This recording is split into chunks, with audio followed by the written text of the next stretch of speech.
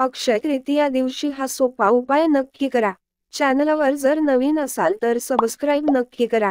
देवी लक्ष्मीसह नारायणाची पूजा करा। अक्षय तृतीयेच्या दिवशी समृद्धीची देवी लक्ष्मीची पूजा केली जाते। पूजेच्या वेळी लक्ष्मी नारायणाची प्रतिमा ठेवा।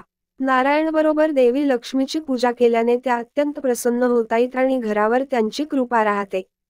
अशा घरात धन धान्य यांचा तुटवडा कधीही भासत नाही आणि सुख समृद्धी इत्यादी घरात नांदते।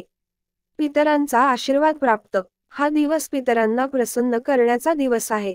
अक्षय तृतीयेच्या दिवशी पूर्वजांच्या नावे पिंडदान करावे। याद्वारे त्यांचे आशीर्वाद प्राप्त होतात आणि कुटुंबाचे दुःख दूर होते।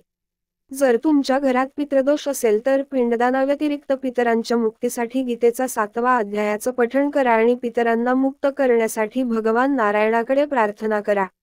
दान करा। धार्मिक मान्यतेनुसार अक्षय तृतीयेच्या दिवशी केलेल्या पुण्यकर्मांचा कधीही क्षय होत नाही, तर त्यापेक्षा अनेक पटीने वाढ होते।